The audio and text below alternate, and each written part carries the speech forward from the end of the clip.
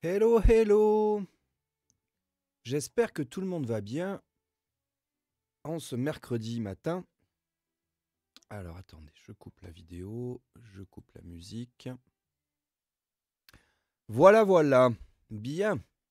Alors, j'espère que vous m'entendez bien. Un peu faible apparemment, d'après mon signal, si je parle pas plus fort. Voilà, ça a l'air mieux. Hop. Comme j'ai encore fait pas mal de changements dans mon studio en prévision de la prochaine chronique, n'est-ce pas? Du coup, j'ai un setup hybride ce matin. Il me manque un écran, etc., etc. Bref, j'ai l'impression que ma voix est encore un peu faible. Ah, voilà. Ah, ça m'a l'air bien mieux. Bon, comment... Oh, je sature. Comment allez-vous ce matin? Voilà. Nickel. Ah ben nickel, merci Karine. Bon, j'espère que tout le monde va bien, du coup. Alors, je voulais faire une petite matinale en début de semaine en remplacement de celle de samedi dernier. Parce que du coup, ça faisait trop de choses accumulées. Salut Misty, bienvenue. Hem, Ça faisait, beaucoup de choses à dire pour samedi prochain. Du coup, voilà, c'était, donc ah oui, j'ai oublié d'enregistrer.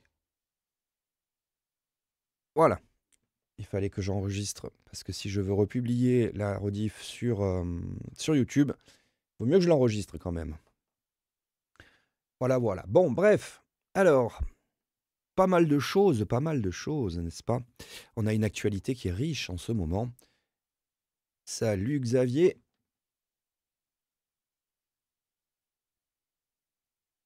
Hop, voilà, j'affiche le chat. Oui, pour l'instant, donc il y aura du stream que sur Twitch et Kick, je vous l'avais dit. J'ai pas encore trouvé de solution de multi-stream. Il faut que je cherche, il faut que je vois si quelqu'un a des conseils, je prends. Pour voir quel outil utiliser, j'utilise Restream, je trouve qu'il est cher pour le service qu'il propose, vu qu'il me sert que finalement à faire le multi-stream et à récupérer les chats.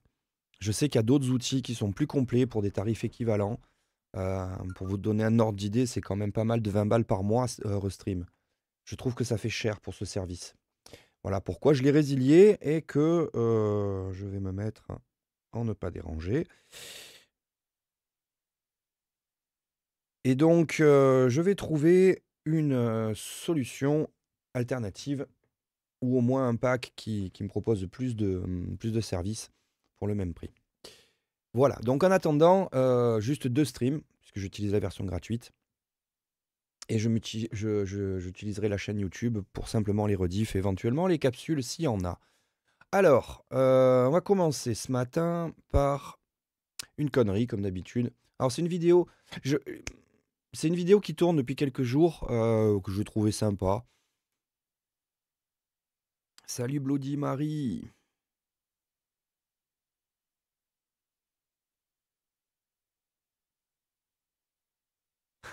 D'accord, Misty, ça marche.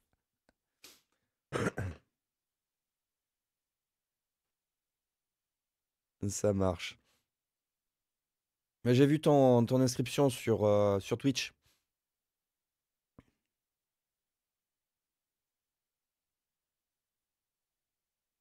Donc, une connerie. Alors, il y a une vidéo que je revoyais qui me fait marrer à chaque fois. J'arrivais pas à la retrouver ce matin. Twitter, c'est vraiment un enfer pour retrouver des remonter dans l'historique. Bref, ça marche. Bon alors, vous avez dû voir ça. C'est un agriculteur qui se faisait piquer ses légumes et donc il a mis une caméra et depuis 4 ans, il a une marmotte qui vient bouffer devant sa caméra.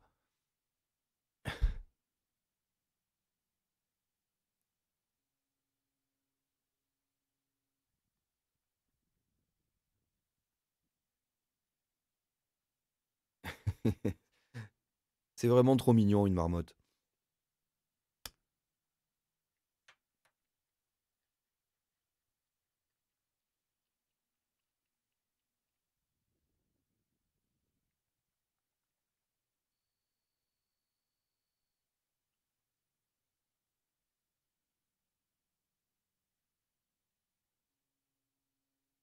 Voilà. Bon, c'était la connerie du matin.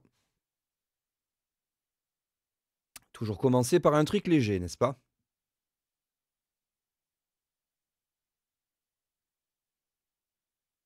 Salut le zibou! Oui, il s'appelle Chunk, effectivement. Bah là, elle mange des légumes devant la caméra. Alors, je connais pas le zibou, je connais pas l'histoire entière, j'ai juste vu passer la vidéo et comme j'ai pas trouvé celle que je voulais, pour ce matin, en fait, il faut vraiment que je prenne l'habitude, de mettre de côté à chaque fois que je tombe sur la vidéo, si je le fais pas de suite, j'arrive plus à les retrouver, sur Twitter. Mais bon, vu qu'il y en a une qui me fait marrer à chaque fois que je la revois et ça fait je sais pas combien de fois que je la vois passer, je suis sûr qu'elle reviendra donc. Voilà, voilà. Bon allez, on va rentrer dans le vif du sujet ce matin, on va parler beaucoup de politique française. Ça fait un moment que je ne l'ai pas traité. Alors, une, news qui m'a fait sourire quand même, pour commencer léger. Une épidémie de chaude-pisse carabinée a provoqué le rapatriement en loose day de plusieurs dizaines de CRS déployés en Nouvelle-Calédonie. Les flics étaient logés à proximité d'une boîte de nuit parmi les plus chaudes de l'île. Eh oui, étonnamment. Donc ils ont chopé la chaude-pisse. Voilà. Sortez couverts, effectivement. On veut éviter les MST, il vaut quand même mieux se protéger.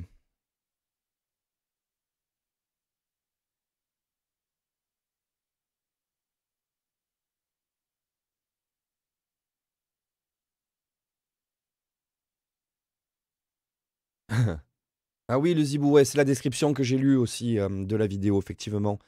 Du coup, il a mis une caméra pour voir quel était l'animal qui mangeait ses légumes. Et du coup, la marmotte, elle s'est calée, elle mangeait ses légumes devant la caméra. Est-ce qu'elle a vraiment compris que c'était une caméra, etc. On peut le supposer vu la répétition, en fait. Donc voilà, ouais, ça m'a bien fait rire que forcément, bah, si on met des flics à côté d'une boîte de nuit, bah, ils vont faire la bringue, hein. Donc voilà, par contre, bon, la chaude-pisse, normalement, on n'est pas censé la récupérer et la ramener en France. Bref.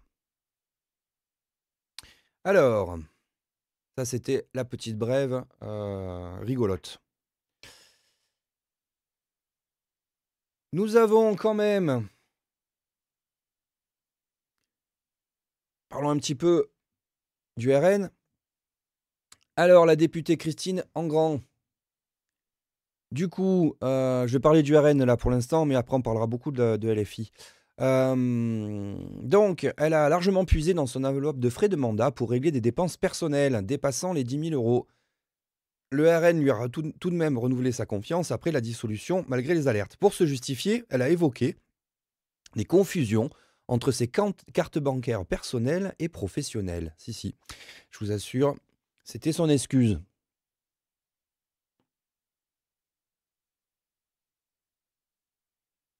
Ouais, c'est un peu ça, ouais. Ça me rappelle un peu l'autre qui disait les yeux dans les yeux, je n'ai pas de compte en banque en Suisse. C'est un peu le même principe. Alors, du coup, elle a fait passer pas mal de trucs hein, sur ses frais. Plus c'est gros, plus ça passe, exactement. Et donc, elle a fait pas mal de passer de choses là-dessus. C'est. Hop, évidemment, l'article il est derrière un paywall, c'est trop bien. Donc voilà. Et puis, dans la foulée, parce que plus c'est gros, plus ça passe, comme tu dis. Donc, voilà, donc ça c'était pour les dépenses personnelles. Et du coup, elle s'est faite verbaliser pour usage du téléphone au volant il y a peu de temps. Sauf que, ben, en fait, elle a plus de permis depuis 2009. Donc elle conduit sans permis depuis 2009. Je sais pas quelle va être son excuse. Là maintenant, hein, je crois que ah, je savais pas que mon permis était invalidé, depuis 15 ans. Voilà, magnifique, magnifique. Bref,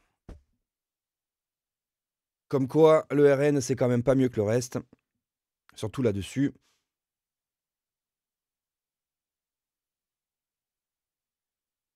Oh oui, j'imagine, hein, Karine, que tu as dû en voir passer pas mal, hein. Puis bon, moi, j'ai des potes aussi qui bossaient dans le privé ou autre et qui faisaient passer pas mal de choses en note de frais, hein.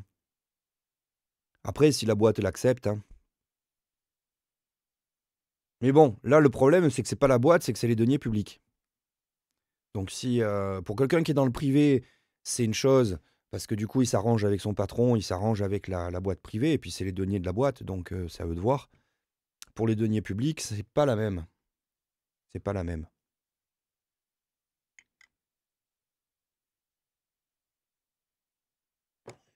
Mais bon, les deniers publics, c'est la tirelire, pour tous les politiques. Ils puisent dedans allègrement. Alors, qu'est-ce que j'ai prévu encore ce matin? Ouais, justement. Alors, je vais lancer mon générique. Est-ce que je l'ai encore, mon générique?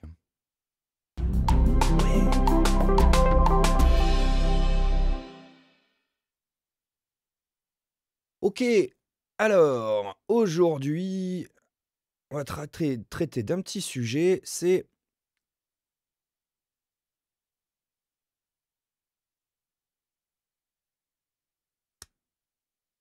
Ils gagnent plus que confortablement leur vie, le zibou, à 7000 balles par mois, même s'ils doivent prélever des frais dessus sur leur salaire pour éventuellement payer.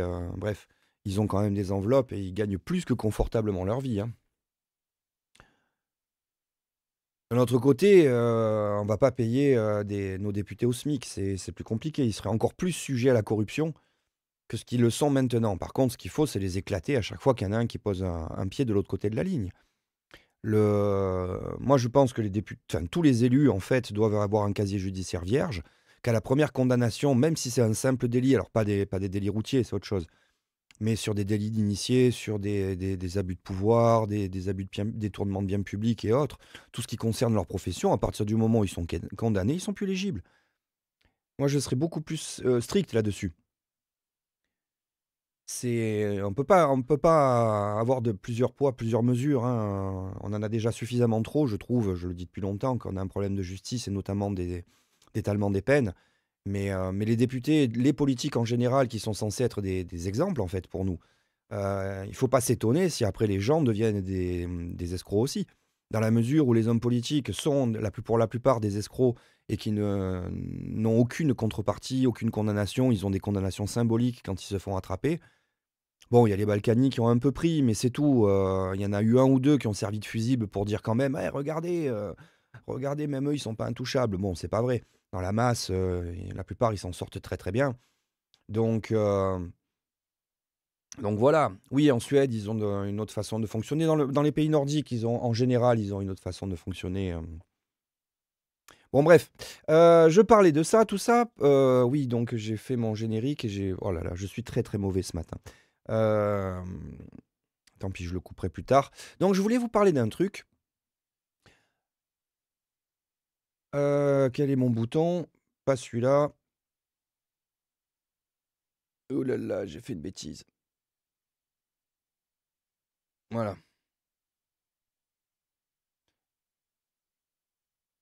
Qu'est-ce que c'est que cette histoire? Pourquoi ce... Alors attendez. Je suis pas sur les bons. Il m'embête, mon système. C'est où? Capture de fenêtre. Là, voilà. Voilà. Ça va m'éviter quand même pas mal de boucles vidéo. Donc, le projet Arcadie, la Cour des comptes étrille le service national universel. Eh ouais. Les magistrats de la Cour des comptes ont publié un rapport sur le service national universel, SNU. Le moins que l'on puisse dire, c'est qu'ils ne sont pas tendres avec cette lubie gouvernementale. Sans aller jusqu'à préconiser sa suppression pure et simple, l'institution recommande au gouvernement de se mettre très sérieusement au travail. Pourquoi c'est un peu de ta faute, désolé? J'ai pas compris le zibou. Ah ben, il y a même plus ma tronche d'ailleurs. Qu'est-ce que j'ai fait?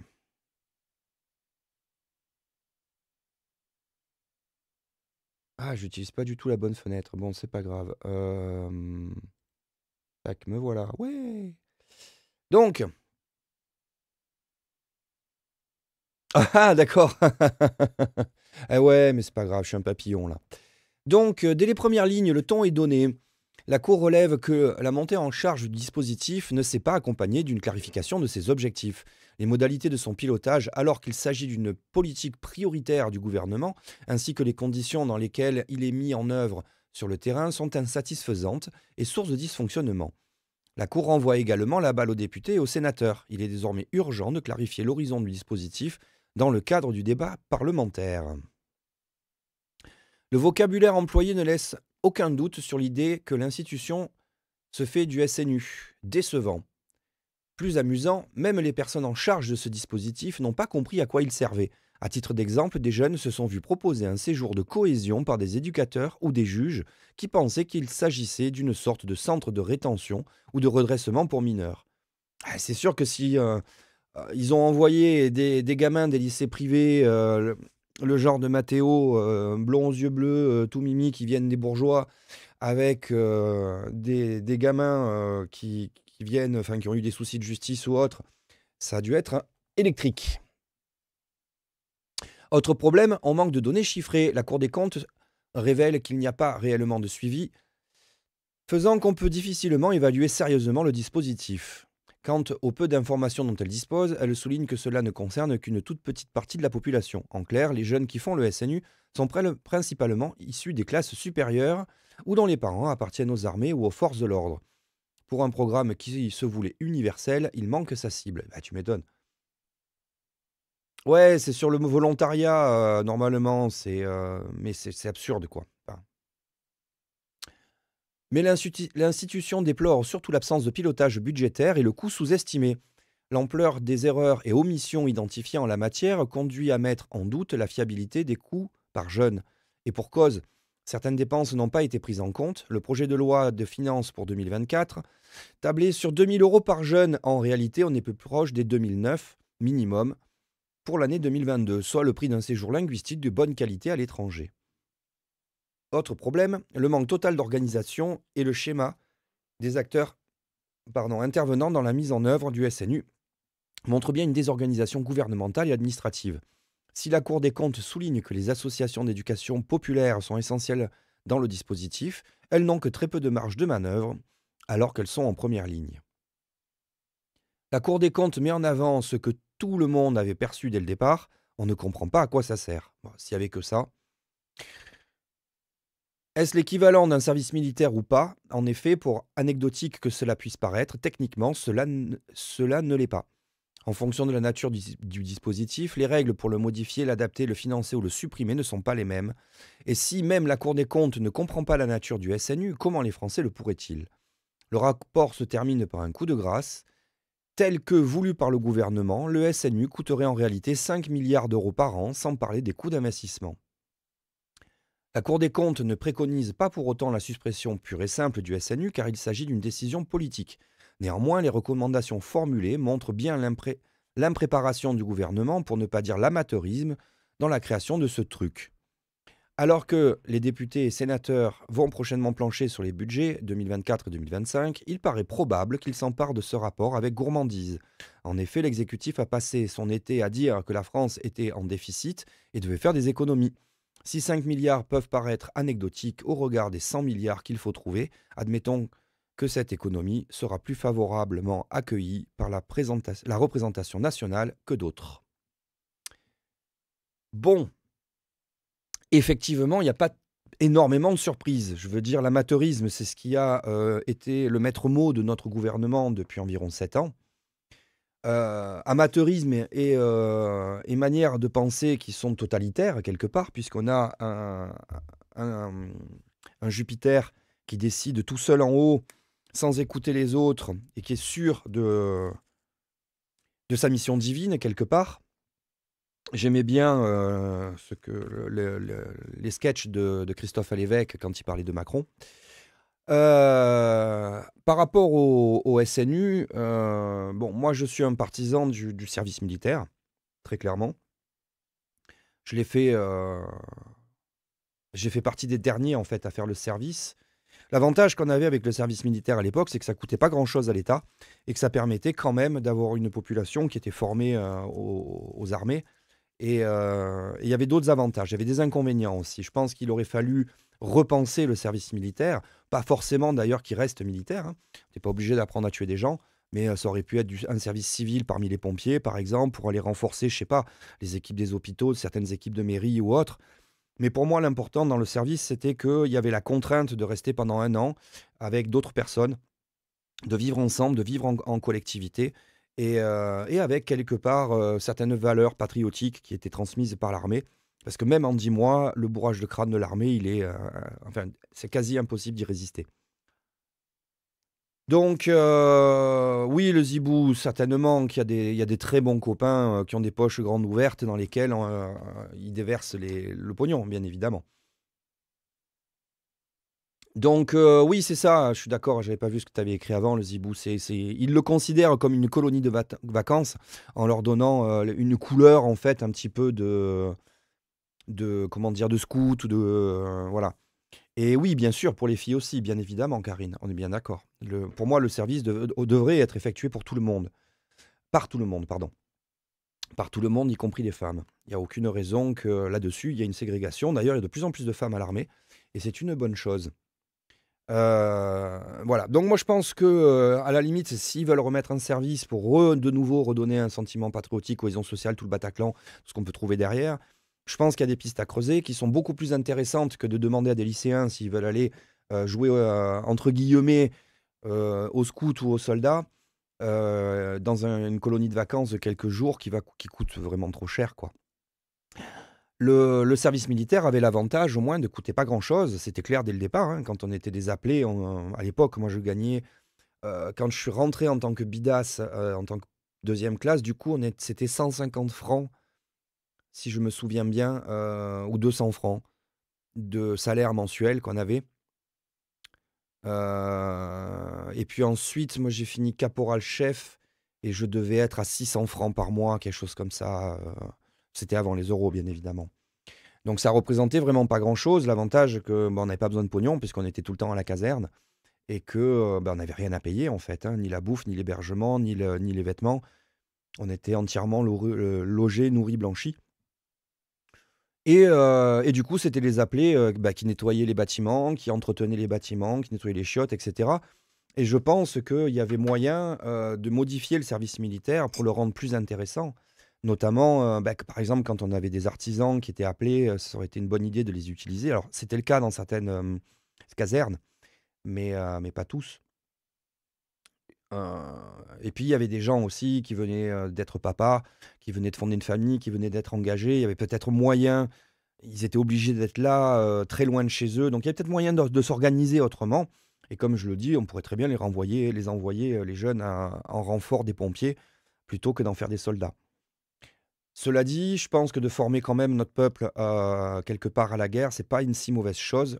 Je suis pas forcément très confiant dans le futur et ça pourrait être pas mal que, quand même, on ait les bases. Voilà. Ah, j'ai pas regardé, le programme du SNU, mais sur quelques jours, ça peut pas être quelque chose d'exceptionnel, quoi, hein.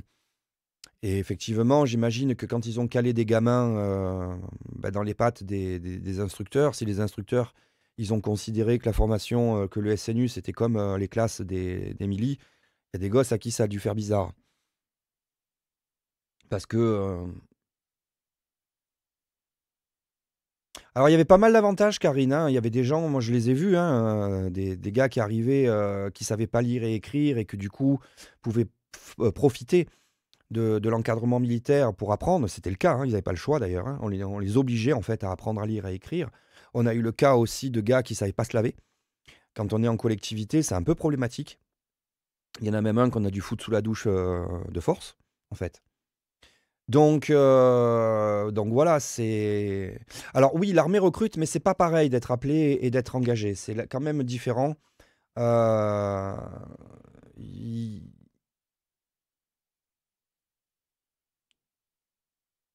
C'est quand même différent l'engagement et la conscription qu'il peut y avoir, lors du service militaire. On peut quand même pas demander la même chose à un civil qui vient passer 10 mois, 1 an à l'armée que des militaires qui sont engagés du coup et qui ont la formation et l'entraînement pour devenir des soldats.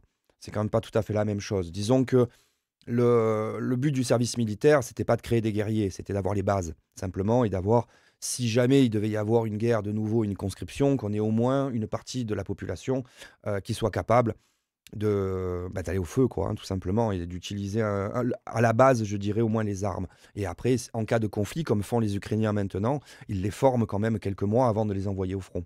Mieux. Mais au moins, au quotidien, moi je trouve qu'il y avait quand même pas mal de choses intéressantes, encore une fois, dans le service. Les valeurs qu'il y avait, qui étaient en fait des valeurs secondaires.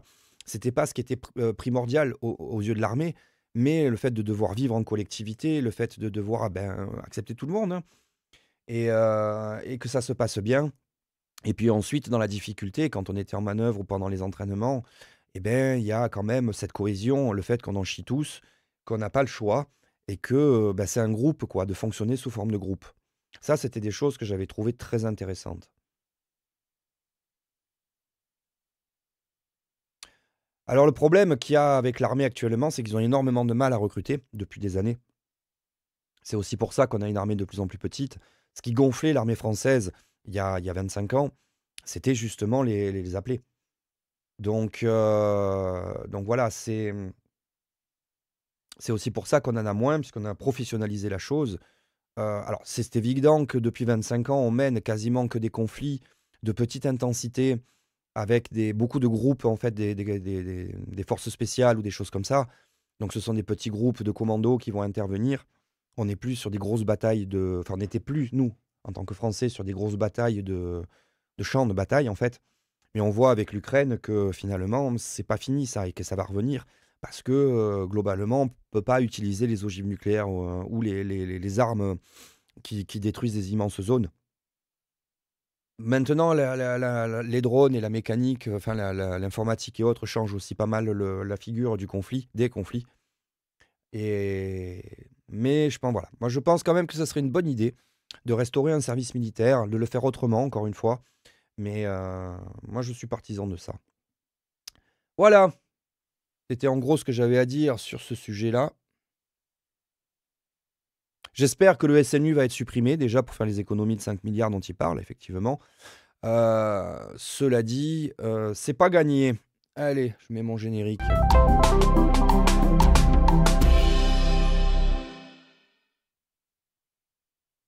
Bien.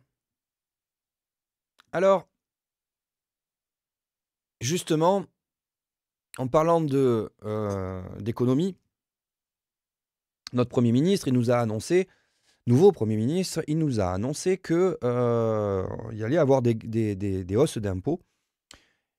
Dixit le monsieur, pour les familles aisées et les entreprises profitables. Bon, en clair, on va tous manger cher, comme d'hab. Je veux dire, notre Premier ministre, il va rien révolutionner, très clairement. La dernière matinale, j'en avais assez peu parlé parce que c'est un personnage que je connaissais pas bien. Je me suis un peu documenté sur lui depuis. Hem,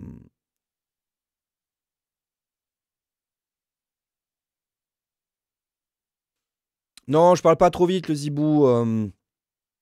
Oui, les ricains, ils peuvent arriver et jouer les cow-boys, mais déjà, il faudrait qu'ils arrivent maintenant à mener des guerres en dehors de chez eux, quoi. Alors oui, ça c'est une bonne question. Donc de toute façon, quand ils font leurs annonces, c'est toujours pour ceux qui ont un. Et puis après, ça concerne tout le monde et on va manger cher. Donc ça fait, surtout depuis Macron, que ça fait 7 ans qu'on a un des plus gros branquignols en tant que ministre de l'économie, hein, Bruno Le Maire. C'est quand même grâce à lui qu'on s'est pris 1 milliard de dettes supplémentaires. Alors on peut parler du Covid, on peut lui trouver des tonnes d'excuses, c'est juste que c'est un branque, quoi. Et c'est quand même lui qui expliquait qu'il était pas bon en maths bon, je veux dire pour un ministre de l'économie, ça la fout mal. Bref, évidemment, il est responsable de rien, hein, il se dédouane vu que de toute façon, je répète encore, nos politiques n'ont jamais de responsabilité, vu qu'ils n'ont pas de contrepartie négative, donc le concept même de la responsabilité leur est complètement étranger. Et du coup, Et du coup, ils ont baissé les impôts, surtout les impôts pour les plus riches, donc en coupant les revenus de notre État, et en passant sur des politiques d'austérité, sans parler de tout, toutes les malversations et les corruptions qu'on peut avoir avec McKinsey et autres, hein. Bien, donc du coup, notre cher Premier sinistre, il fera pas mieux que les autres, même certainement pire. D'un autre côté, Macron n'avait pas trop le choix.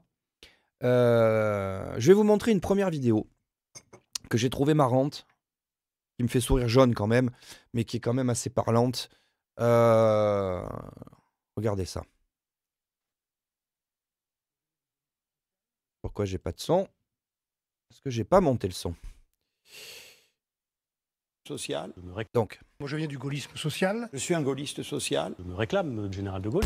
Bonsoir, monsieur le Premier ministre. Bonsoir, monsieur le Premier ministre. Bonsoir, monsieur le Premier ministre. Bonsoir, monsieur le Premier ministre. Votre première interview en tant que Première ministre. Cette majorité, elle dépasse la gauche et la droite. Vous avez dans le gouvernement effectivement des personnes qui ont une sensibilité de droite. Vous avez des personnalités qui ont une sensibilité de gauche. Des personnalités qui viennent de la gauche, du centre, de la droite. Ce ne sera pas seulement un gouvernement de droite. Des gens Quel est de le gauche critère? Oui, des gens de gauche. Qui partagent cet esprit de refus du sectarisme. Le sectarisme est une preuve de faiblesse. Donc il faut ouvrir la table à tous ceux qui le voudront. Ma méthode, c'est de dire la vérité, Il faut dire la vérité. être lucide sur le constat, Il faut être lucide. y compris quand c'est difficile. Je dirai la vérité, même si elle est difficile. Je le dis avec beaucoup d'humilité. Avec ils ont absolument pas d'éléments de langage, hein. beaucoup d'humilité. Le gouvernement sera rassembleur de compétences. Réunir autour de la même table des hommes et des femmes qui ont des compétences. Choisies parce qu'elles sont compétentes. À la recherche de solutions. Chercher des solutions, Je veux qu'on trouve les bonnes solutions. proposer des solutions. Trouver des solutions aux problèmes qui préoccupent les Français. Ne peut pas se décider depuis Paris. Les bonnes idées, elles ne viennent pas toujours d'en haut. Depuis Paris. On les trouve sur le terrain. Je crois au territoire. Sur le terrain. Les territoires, Prendre en compte les partenaires sociaux, les Partenaires sociaux, dans les territoires. syndicats, en associant les organisations syndicales, et puis les élus locaux. Les élus locaux, les élus locaux, qui ont une grande partie des solutions. Avant de donner les solutions, je souhaite que l'on en discute. Il y aura évidemment consultation et discussion. Des concertations, des discussions l'importance du dialogue social. avec les partenaires sociaux. Respecter les partenaires sociaux. Moi, je respecte beaucoup les oppositions. Vous Je savez, respecterai toutes les forces politiques. j'ai commencé à appeler des chefs de groupes politiques, y compris de l'opposition. Moi, j'ai besoin de discuter avec tous les groupes politiques. Derrière les représentants des oppositions, c'est des voix de millions de Français qui s'expriment. 11 millions de Français qui ont voté pour le Rassemblement national. Voilà. Donc, effectivement, ils n'ont pas de fiches, pas d'éléments de langage, tout ça, hein. Ça montre bien. Alors, c'est ce genre de petites vidéos de montage. C'est un peu ce que faisait le Petit Journal à une époque. Alors, j'avoue que je le regarde plus parce que j'ai de plus en plus de mal avec leur position, mais c'est surtout que c'est du facile. Cela dit, ça montre bien quand même que nos politiques, il n'y en a pas un qui change, hein, et que ils ont, en tout cas Macron et les gouvernements actuels, mais je ne suis pas convaincu que les autres mouvements politiques n'aient pas les mêmes approches. Pour moi, ils feraient pareil. Et oui, c'est une belle bande de clowns, seulement c'est une bande de clowns qui marque nos vies et qui sont en train de détruire notre nation. Donc, ça me gêne beaucoup, quand même. Ça me gêne beaucoup.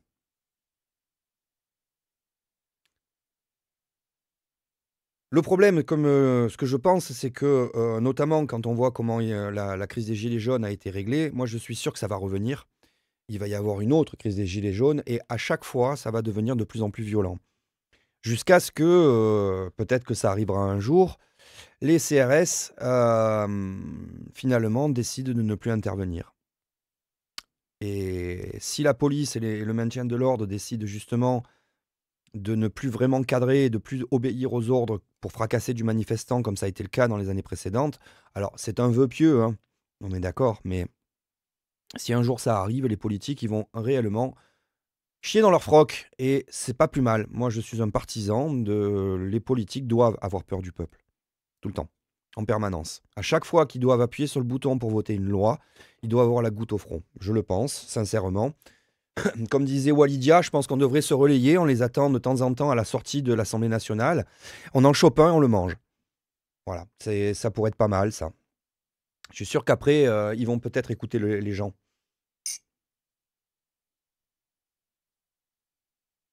Plus sérieusement, il va falloir à un moment donné réellement les obliger, quoi. Le problème, c'est qu'on n'a personne en face, quoi. L'opposition, quand on Projet du regarde. gaullisme social. Je suis un gaulliste social. Tais-toi, c'est bon. Le problème, c'est que quand on regarde, bon, à l'extrême droite, ils font la même chose. Je veux dire, il n'y a aucun espoir à attendre de ce côté-là. Les LR et les macronistes, c'est globalement la même chose au niveau politique, économique et autres. Les LR sont un peu plus violents au niveau social, mais c'est tout. Ils se disent tous de Gaulle, mais bon, ils sont tous en train de sucer l'Union européenne. Ce que De Gaulle n'a jamais fait. Je veux dire, à la limite, on pourrait brancher, je pense, une génératrice sur le cercueil de Gaulle en ce moment. Et il produirait plus qu'une centrale nucléaire, tellement il doit se retourner dans sa tombe, le mec. Mais bon, si on regarde de l'autre côté, le PS, il est quasiment inexistant malgré les députés qui sont un peu plus nombreux. Quant à LFI, ils sont complètement formatés actuellement sur Gaza, ils ne pensent plus qu'à ça. Donc, et puis dès qu'on les contredit, on est des fachos. On va en parler. Donc j'ai pas bien espoir, moi, pour le futur politique actuellement. Je vois pas grand monde qui tienne la route au niveau des députés actuels et de ceux qui risquent de se représenter plus tard. Je vous avoue que je suis très inquiet pour 2027. Je ne sais absolument pas pour qui je vais voter et surtout si je vais aller voter. Justement, puisque je parlais de la gauche, on va passer un bon moment sur LFI. Alors, j'ai beaucoup aimé Ruffin. Et pendant ce temps-là, Casimir fête ses 50 ans, ouais. Alors, quand on parle de Casimir, j'ai toujours la version des Cassos, moi, dans la tête. Donc, je pense que vous avez la ref. Bon, alors, notre ami Ruffin, écoutons-le. Tiens, je vais mettre un générique.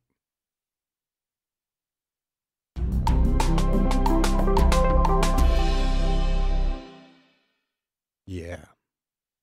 Bon, la France insoumise et Ruffin. Alors, le divorce est consommé, vous avez dû le voir. Ça fait déjà quelque temps hein, que Ruffin a envie de se barrer et qu'il est sur la sellette de LFI. Je dois avouer que dans la partie gauche, notamment de LFI, pour moi, c'est celui qui a encore le discours le plus concret, le plus réaliste, et qui représente encore ce que, à mes yeux, en tout cas, la vieille gauche. La gauche universaliste. Je ne dis pas qu'il est parfait, je ne dis pas qu'il ne dit pas de conneries ou autre, mais en attendant, dans le tas, pour moi, c'est un de ceux qui représente encore la gauche qui me plaît quelque part. Et donc, forcément, ça devait clasher avec le reste de LFI, vu leur position de ces derniers mois, années, en fait. Alors oui, Ruffin, il est éjecté de LFI, il s'est barré, en fait, plutôt, avant de se faire gicler. Mais il n'est pas inactif, et ça reste quand même quelqu'un qui pèse dans le game, quelque part. Et alors, tu crois pas si bien dire, Karine. Et d'ailleurs, Jean-Luc Mélenchon en quelque sorte l'assume, puisque ce samedi, dans le cortège des manifestations, s'adressant à une manifestante, il a eu ces mots « Il faut mobiliser la jeunesse et les quartiers. Là se trouve la masse des gens qui ont intérêt à une politique de gauche. Tout le reste, on laisse tomber. » Alors, ça fait un petit moment, effectivement, depuis la dernière élection présidentielle, que LFI a axé son discours sur les habitants des quartiers. Ce qui me gêne particulièrement, c'est que c'est du communautarisme. Hein. On le voit avec Rima Hassan ou Raphaël Arnaud actuellement. Moi, vous le savez, hein, ça ne peut que me hérisser les poils. J'ai perdu la gauche anticléricale qui me tenait à cœur. Et encore une fois, celle qui regarde les humains comme étant des citoyens et non pas comme étant des gens qui ont des obédiences ou comme étant un musulman, comme étant un chrétien, comme étant... Voilà. Ça me gêne beaucoup. Ça me gêne beaucoup aussi d'ouvrir la porte à l'islam, énormément. Énormément. Vous le savez que moi, c'est pas un problème de racisme, c'est vraiment un problème de religion. Et Et je pense qu'on a bien calmé les juifs et les chrétiens, et il va falloir qu'on calme l'islam. Ça va beaucoup trop loin. Je vais pas beaucoup en parler de l'islam aujourd'hui. Je pourrais, sinon, je vais finir par faire la même chaîne que Zioclo. Et il dit même c'est perdre son temps. Est-ce que c'est perdre son temps que de parler aux éboueurs d'Abbeville qui se lèvent à 4 heures du matin et qui viennent de perdre leur prime? Est-ce que c'est perdre son temps que de parler à l'aide-soignante dans la clinique à côté qui se prive de vacances depuis 3 ans et qui, là, à la rentrée, ne pourra pas offrir à sa fille son activité poney? Est-ce que c'est perdre son temps que de parler aux ouvriers de chez Goodyear, qu'ils soient d'Amiens Nord ou de Flics Secours, et qui ont à faire les 4-8 et à qui on dit que leurs pneus sont trop chers comparés à l'Estonie? Est-ce que c'est perdre son temps que de parler aux vigiles de Securitas qui étaient à mon premier meeting et dont 7 sur 8 étaient en contrat à durée déterminée de 2 mois, renouvelé depuis 2 ans. Je ne crois pas que ce soit perdre son temps que de parler à tous ces gens. Et je le dis. En fait, je suis vraiment d'accord avec lui. J'en avais déjà parlé il y a quelques mois de ça. Je trouve que LFI s'adresse plus aux pauvres, s'adresse plus justement aux ouvriers, et Méluche l'a confirmé. Il s'adresse qu'à une population particulière maintenant qui est dans les cités, qui n'allait pas voter avant. Effectivement, ça leur fait des voix.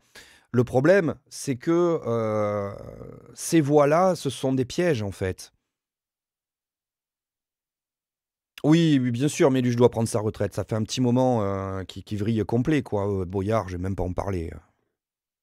Je veux dire, Délogu, enfin bref. Donc oui, cette vieille gauche en fait, qui menait une lutte des classes, et non pas une lutte des communautés, pas une lutte des ethnies, une lutte des classes. C'est ça. Parce que si on n'a plus personne...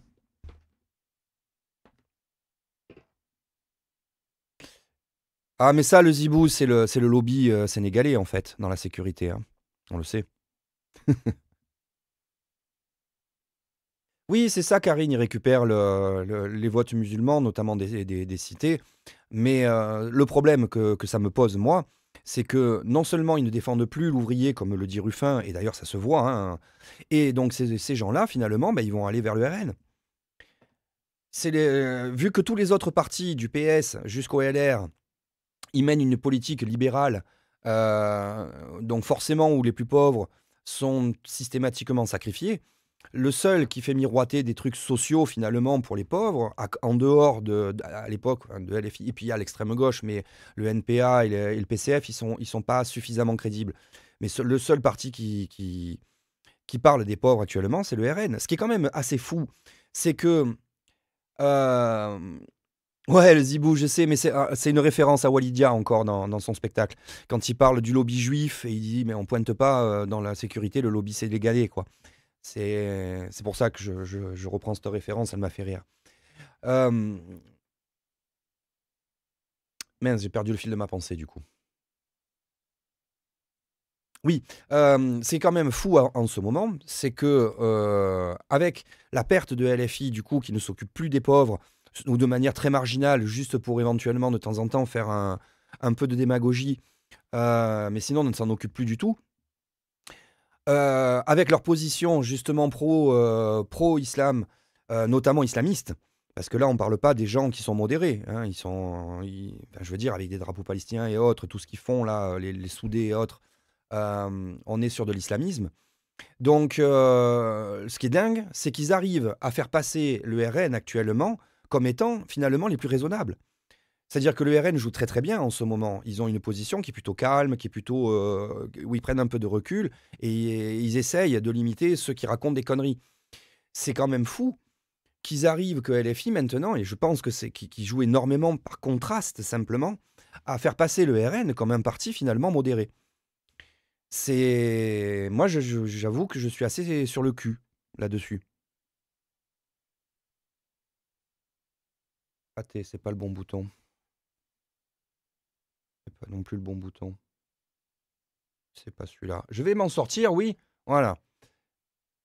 Même s'ils ne votent pas pour nous, même s'ils s'abstiennent, même s'ils votent RN, je pense que c'est l'honneur de la gauche. C'est son devoir de devoir parler aux classes populaires en entier et pas à moitié, et de vouloir faire France ensemble. Là, il y a un choix qui depuis 2 ans nous sépare avec la direction des Insoumis, qui a un choix de se dire, est-ce qu'on parle au pays en entier ou est-ce qu'on parle au pays à moitié? Mais ça veut dire qu'au fond, vous racontez de l'intérieur une forme de clientélisme politique. C'est exactement ça, Karine, le problème. Tout à fait. D'autant plus que en jouant sur les positions religieuses de ces communautés-là, qui sont incompatibles, du moins dans l'islamisme, qui sont incompatibles avec la République, ben, ça ne peut pas marcher correctement. Et en plus, ça crée justement une ségrégation dans le pays, ça le coupe en deux, et je suis assez inquiet, encore une fois, pour la suite. Vous parlez même d'ethnicisation. Au fond, le Rassemblement national, comme la France insoumise, ethnicise le rapport à l'injustice sociale, c'est-à-dire un clientélisme à la fois social et ethnique. Vous osez le mot. Ça, c'est un habitant des quartiers, ou un intellectuel des quartiers. Que vous citez et dont vous partagez visiblement le constat. Je vais vous prendre un exemple qui, moi, m'a choqué ces dernières années. Il y a 1 an à peu près, il y avait un crime commis à Crépol, le jeune Thomas à la sortie d'un bal, vous vous souvenez, qui se fait poignarder. Et à ce moment-là, vous avez le Rassemblement national qui pose des questions à l'Assemblée, qui tweet, qui retweet, et vous avez un silence des dirigeants insoumis qui ne disent pas un mot, pas un tweet sur Thomas à Crépol.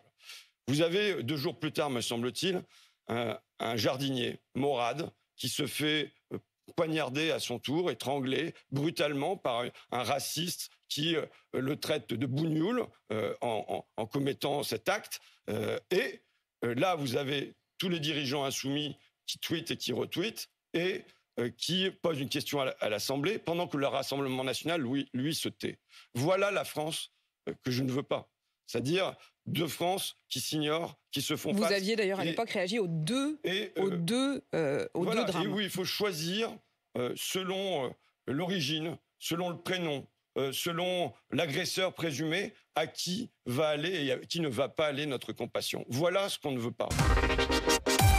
Alors effectivement, on le voit bien, hein, il n'y a pas besoin d'être un analyste politique extrêmement expérimenté pour s'en apercevoir de cette position-là que pointe François Ruffin. Effectivement, LFI ne réagit que lorsque de faits divers qui sont où la victime est une personne racisée. Ça me pose effectivement beaucoup de problèmes, moi aussi. Donc voilà. Heureusement qu'il nous reste encore quelques personnes comme Ruffin, et il n'y a pas que lui, hein, il y en a encore quelques-uns. Et Karine, tu disais que Ruffin allait se faire traiter effectivement de fasciste. Eh ben écoute, tu as tapé juste.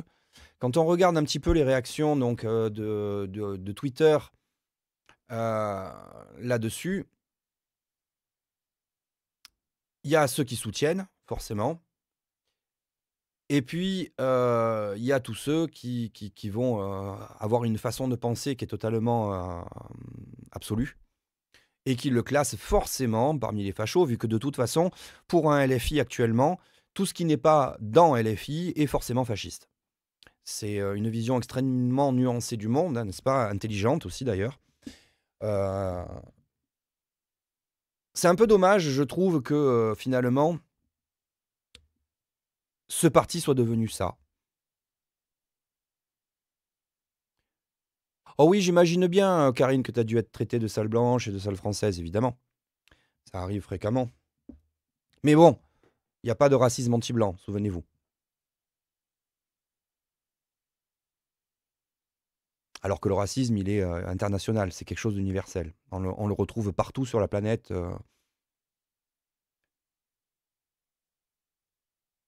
Donc, si on regarde un petit peu, comme je disais,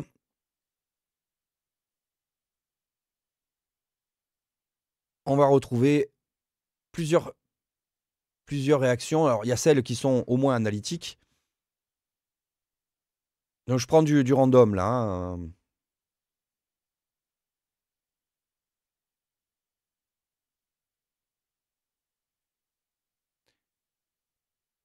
Donc, il critique, il dit quoi? Le timing, alors qu'on assiste à l'union des droites en France et en Europe, qui donne de facto le pouvoir à l'extrême droite, Ruffin fout le feu sous les applaudissements des médias Bolloré, Saplafette de l'UMA, qui devait incarner. D'ailleurs, quand tu es hué, alors il n'a pas été hué, mais applaudi par CNews et François Hollande, ça dit des trucs quand même. Insère ici la citation. Ben... Alors, forcément, il y a le timing. Et c'est vrai que là, du moins, il y a une union de l'extrême droite. Maintenant, le problème qu'il y a, c'est que à gauche, il y a des choses qui ne sont pas acceptables. Donc, oui, il y a des choses qui ne sont pas acceptables, notamment, encore une fois, ce communautarisme. Je suis d'accord avec Ruffin là-dessus. Faux débat critique une ligne de stratégie qui dit être celle de l'AFI, alors que non. Alors si. Rien dans le programme de l'AFI n'est communautariste, c'est vrai. Dans le programme, c'est pas marqué. Par contre, leurs interventions, leurs tweets depuis 2 ans, il n'y a pas d'ambiguïté.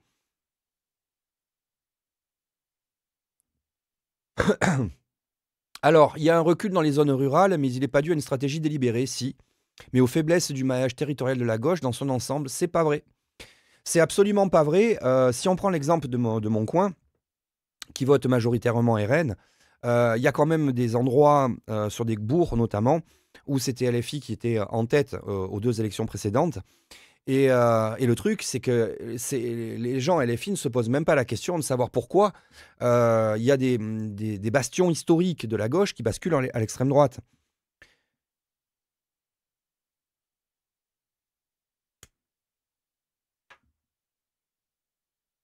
Je réagirai après, Misty. Alors, Ruffin ne dit rien de concret, il faut parler à tout le monde, ce n'est pas une stratégie. Bah si, quand même, puisque du coup, il y a plein de partis politiques qui ne s'adressent plus à tout le monde, que ce soit le RN ou LFI d'ailleurs. Le RN ne parle pas aux gens des cités et ne parle pas aux immigrés. Et LFI ne parle plus aux Français. Alors, j'aime pas ce terme, mais je dirais aux Français ruraux, pas de souche, mais parce que ça n'existe pas. Mais effectivement, à la classe ouvrière, simplement. Du coup, si, les partis, les 2 extrêmes, sont en train de couper le pays en 2, très clairement, quoi. Donc, c'est une stratégie d'essayer de parler à tout le monde et d'essayer de regrouper, enfin, d'arriver à trouver des compromis, quoi. Et puis, de toute façon, le censeur, in fine, ça reste l'État. Sa posture exprime un impensé très problématique. Quand je vois une personne racisée, je sors un tract spécifique. Alors, c'est ce qu'il avait dit, et je ne suis pas forcément étonné du truc, là non plus.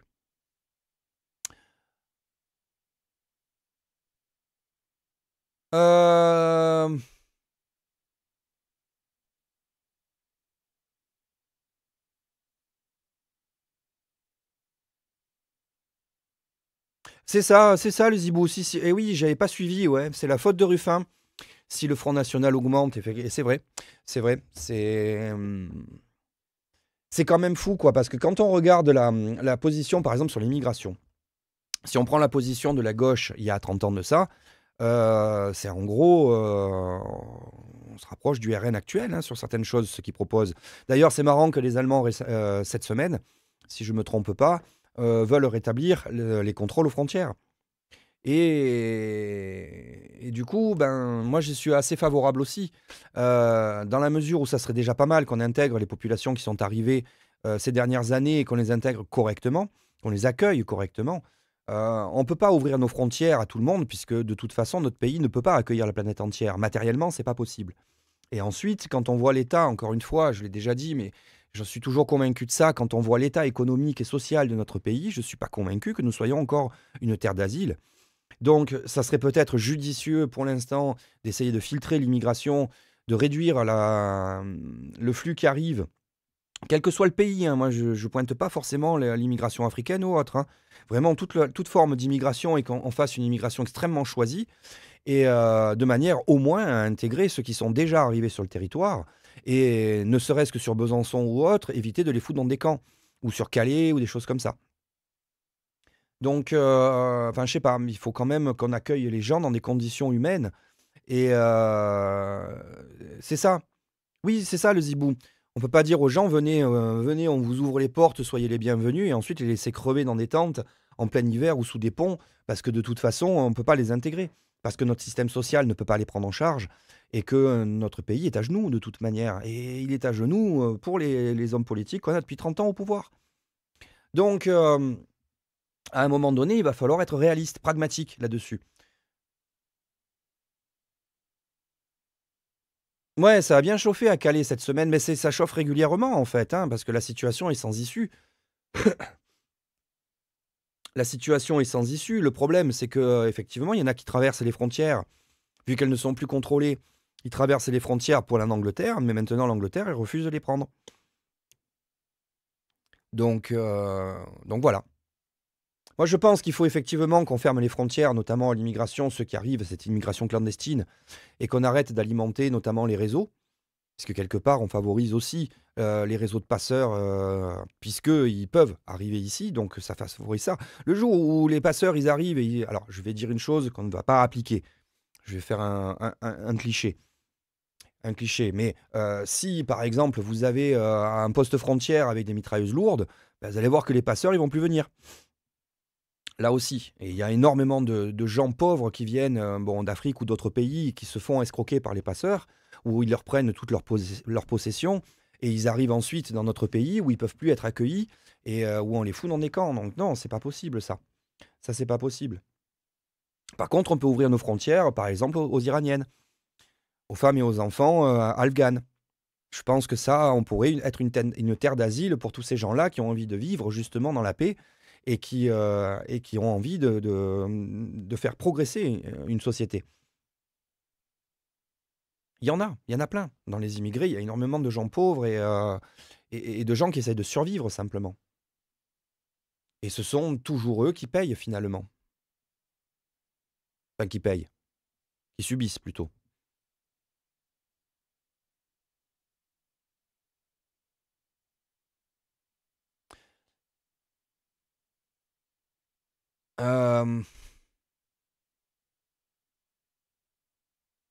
Ouais, voilà, par exemple, vous voyez comment il est. Ah oui, voilà, ce même-là, il est assez juste, je trouve, dans cette vision des LFI actuellement, quoi. En gros, vraiment, tout ce qui n'est pas totalement conforme à eux, c'est forcément du fascisme ou du nazisme, quoi. C'est quand même une vision, je trouve, pour des gens qui sont censés, pour un parti qui est censé défendre justement une population et des classes sociales, d'avoir une vision aussi restreinte, enfin aussi totalitaire des choses, c'est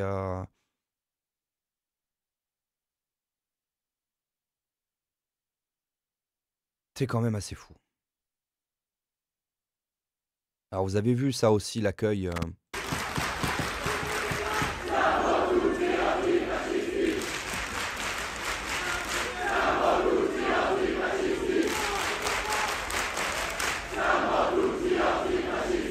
Alors, oui, bien sûr qu'on est la plupart antifascistes, je veux dire la grosse majorité du pays, même parmi les RN, il y a beaucoup d'antifascistes. On n'a pas envie de se retrouver sous le régime de Franco, de Mussolini ou d'Hitler, bien évidemment. Ça veut rien dire en fait, ça. Ça veut absolument rien dire. Ah, je vous ai pas mis l'image, merde. Je vais vous la remettre. Bon, après, c'est pas forcément très lié à Ruffin en fait. C'est plus Arnaud qui est rentré dans l'art à Ruffin plus que le public. Et d'ailleurs, quand on voit d'autres images, quand Ruffin prend la parole, le public est avec lui et l'applaudit. Ils sont pas en train de le pourrir lui en fait.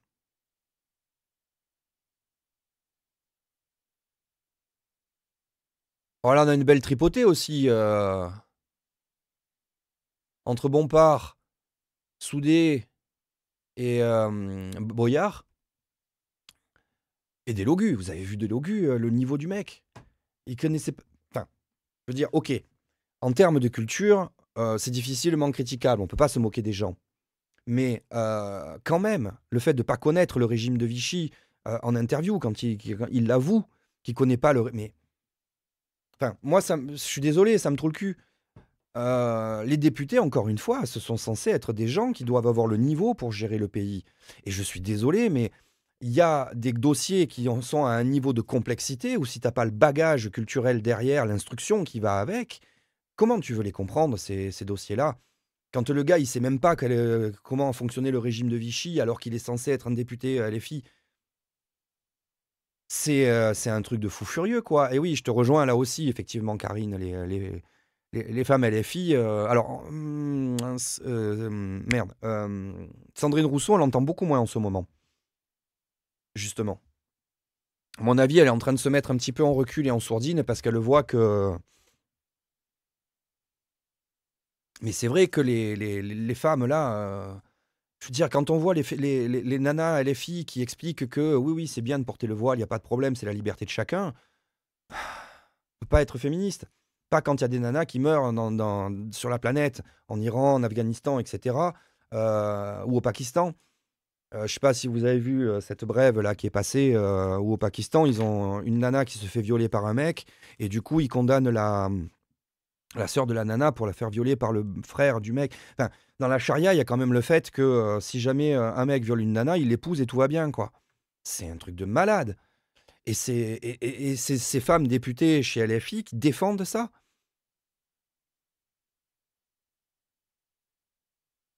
Oui, alors moi je suis pas convaincu de ça, le Zibou. J'ai vu la séquence aussi, et a priori c'est pas du troll, hein. C'est pas du troll. Cela dit, quand on voit le niveau de langue du monsieur... Alors, je veux bien qu'il ait de la dyslexie, etc., et qu'il trouve plein d'excuses. Il n'y a pas de souci. Maintenant, le niveau de maîtrise du langage, c'est quand même un bon indicateur de la capacité à appréhender les situations complexes. On ne peut bien comprendre que ce qu'on peut bien nommer, en fait. Là, on rentre dans de la philosophie, et je vais vous renvoyer sur les écrits d'Étienne Klein là-dessus, où je trouve qu'il est très pertinent. On ne peut effectivement bien comprendre que ce qu'on peut bien nommer. Et Delogu, c'est peut-être quelqu'un de très bien, je ne sais pas, je ne le connais pas personnellement, mais culturellement, c'est quand même un truc de fou. Et alors, il est représentatif, je trouve, d'un mouvement de l'ensemble des députés dont le niveau baisse énormément. Je vous ai peut-être raconté cette anecdote, mais j'étais jeune à l'époque, j'avais peut-être 18 ou 20 ans. Et on discutait lors d'un repas de famille politique, comme on le faisait très souvent. Et bien évidemment, moi, j'étais le gauchiste de la famille. Donc j'étais le seul à défendre ces positions-là. Et je me rappelle de mon pauvre oncle qui me reprend en me disant « Mais qu'est-ce que tu crois? Les députés, ils savent mieux que toi. » Et moi, à l'époque, j'avais 20 ans. Alors même si, en moyenne, j'avais une culture générale déjà qui était un peu supérieure à la moyenne, j'avais que 20 ans. 30 ans plus tard, je continue à dire la même chose. Nos députés, ce sont des gens qui manquent de culture, qui manquent d'instruction et qui manquent de connaissances, en fait. C'est fondamental. C'est fondamental d'avoir une culture générale énorme pour pouvoir appréhender la complexité d'un tas de dossiers, en fait. Quand on parle de l'immigration, on ne parle pas simplement de problèmes économiques ou d'immigrés qui arrivent dans le pays. C'est un dossier qui est extrêmement complexe, qui va toucher énormément de domaines de notre pays. Ça peut être du social, ça va être de l'économie, ça va être de l'hébergement, ça va être du transport, ça va être énormément de choses, de la nourriture, etc. etc. Donc, si on met systématiquement à la tête de notre pays des gens qui ont une culture générale qui se résume à un timbre-poste. Alors, je jette la pierre à Delogu là, actuellement, mais c'est pareil pour Macron, c'est pareil pour les premiers ministres ou même des députés, même En Marche. Ou, bon, on ne parle pas du RN, parce qu'eux, ils ont la palme aussi dans certains trucs. Ils ont quand même réussi à faire élire, à passer le premier tour à un mec qui était inéligible, parce qu'il était déficient mental. Bravo les électeurs là sur ce coup-là. Mais, enfin voilà, dans tous les domaines, je pense que, alors autant je trouvais à l'époque comme Mélenchon, justement, était un des députés qui avait de la culture, qui avait les connaissances et qui avait la maîtrise du langage. Il y en a encore quelques-uns quand même, mais globalement, c'est pitoyable. Encore une fois, c'est pitoyable. C'est pas acceptable pour des députés, voilà, pour des politiques qui sont censés gérer le pays.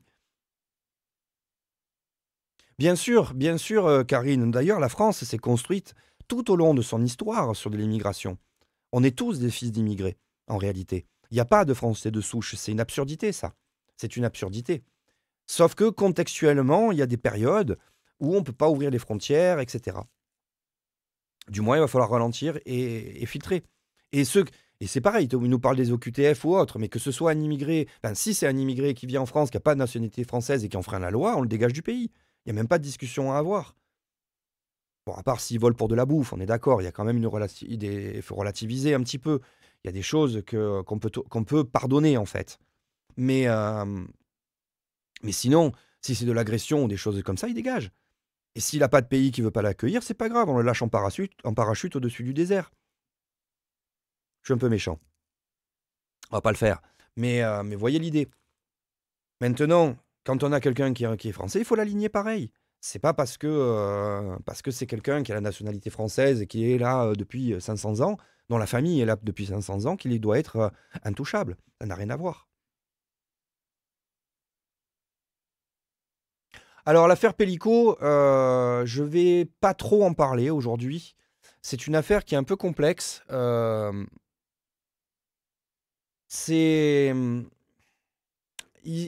effectivement, alors sur le plan politique, ils essayent de récupérer le truc par rapport au patriarcat. Il y a de ça quand même. Il y a quand même de ça. C'est une affaire qui fait froid dans le dos. Qui fait froid dans le dos à plusieurs niveaux parce que des gens, pères de famille, qui sont des gens lambda en fait, qui se retrouvent, je ne sais pas comment on peut arriver à rentrer dans ce genre de boucle. D'autant plus que, encore une fois, il y a des milieux libertins où ils peuvent aller tremper le biscuit comme ils veulent, avec des gens consentants, et ça se passe bien. Dire si... Pourquoi... Enfin... J'avoue que j'ai pas trop de mots pour... Oui, ce mec est un monstre, bien évidemment. Là, il y a absolument aucun doute, et j'espère qu'il va finir sa vie en prison, qu'il soit malade ou pas. C'est le genre de personne pour qui il ne faut avoir aucune pitié. Je veux dire, là, il n'y a pas d'ambiguïté, quoi. On va pas le buter parce que la peine de mort, c'est pas une bonne idée, mais il n'y a pas de pitié à avoir. Ce mec doit crever en prison. Il doit pas crever dans un hôpital. Il doit crever en prison. Et les 51 autres, ou les 60 autres, ou les... Non, mais rien à voir avec le libertinage. On est d'accord, Karine. Ce que je veux dire, c'est qu'il ferait mieux d'être libertin, justement. Où le milieu est beaucoup plus sain, finalement. Donc, mais les autres, ils le savaient. Je veux dire... Et on a vu le nombre, ne serait-ce qu'au début du procès, le nombre de personnes qui ne reconnaissaient pas avoir été un violeur. C'est quand même fou, ça. Les 50 autres, il faut qu'ils mangent comme ce sont des violeurs. Il n'y a pas de discussion. Ils ne vont pas me faire croire qu'ils n'étaient pas conscients de l'état de la nana au moment des faits, quoi. Faut arrêter. S'il y a bien un truc qu'on pratique tous, c'est le sexe. Normalement, enfin tous ou presque. Mais la très grosse majorité. Donc, je veux dire, on le sait vite si notre partenaire, il est réactif ou pas, quoi. Oui, c'est une plateforme. Je suis d'accord qu'elle a été fermée, le Zibou, mais c'est pas la plateforme, c'est qu'un outil. C'est qu'un outil qui a permis de cristalliser ce genre de choses. Parce que si la plateforme a fonctionné, ça veut dire quand même qu'il y a des gens qui sont là pour la consommer. Attendez, je vais clôturer le truc sur LFI, du coup.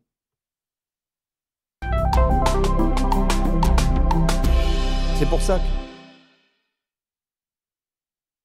pour ça que j'arrive pas à faire des capsules, moi, parce que je digresse tout le temps.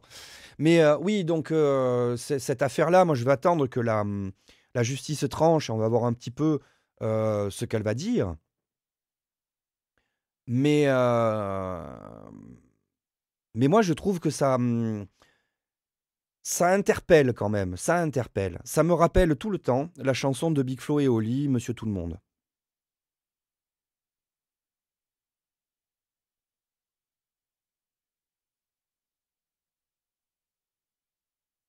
Mais tout à fait, Karine, tout à fait. Le BDSM, contrairement à l'image qu'en ont beaucoup de gens, c'est une pratique qui est majoritairement respectueuse. Dans ce genre de pratique plutôt extrême, c'est obligatoire, en fait, d'autant plus que ça peut devenir dangereux. Et il y a des règles, il y a un encadrement, et justement, c'est pour ça que je prends souvent le milieu libertin en référence, parce que c'est un milieu qui est beaucoup plus respectueux que le reste, et qui s'est affranchi, en fait, je trouve, des travers qu'il peut y avoir notamment dans le fait d'avoir une relation exclusive ou ce genre de choses. Dans l'image, en tout cas, qu'on a du couple, bien chrétien ou en tout cas bien religieux, parce que ça vient, principalement du domaine religieux, d'avoir une femme, un homme, une famille, etc., etc. Bon, il y a d'autres façons de fonctionner. Ça a été mon cas plus jeune, hein. Moi, j'ai été souvent en union libre. C'est une autre manière de fonctionner. On peut discuter longtemps là-dessus. Il n'empêche que les choses sont claires. Quand on va dans un lieu libertin, on sait où on va, on sait pourquoi on y va, et il y a toujours un peu de discussion avant. Dire, tout à fait, il y a le mot liberté dans le libertinage, je suis bien d'accord.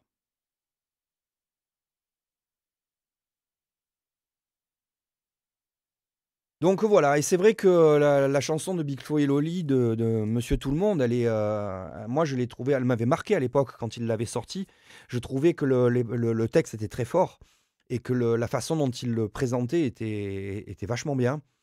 Et là, on a exactement cet exemple-là, on y retombe, hein.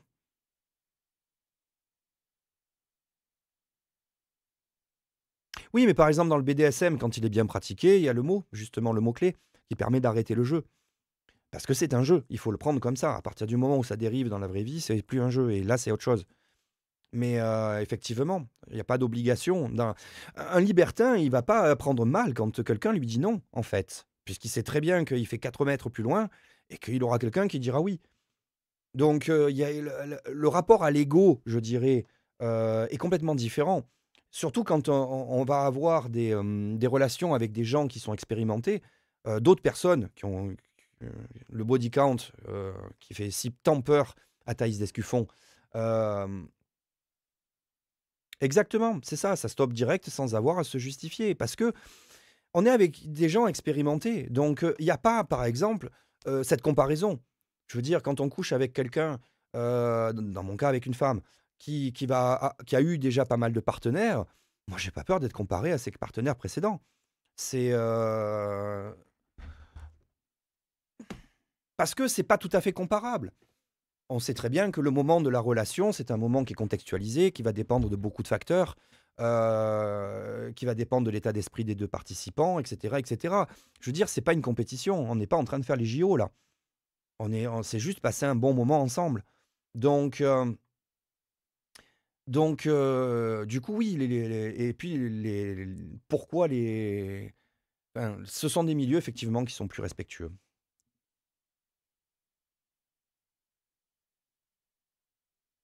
Ah oui, la peine de mort, ouais, je vois ce que tu veux dire.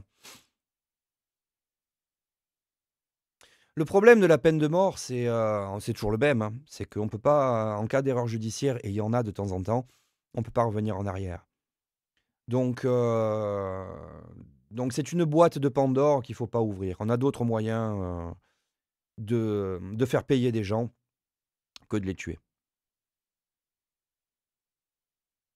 Je dis pas qu'on en a pas envie, hein. C'est pareil, il y a des faits divers que je vois dans l'actualité où je me dis: «Celui-là, il faudrait le zigouiller». Mais on peut pas l'institutionnaliser, je pense. Qu'on réagisse comme ça, c'est totalement humain en termes d'émotion. Mais de là à l'institutionnaliser, c'est autre chose.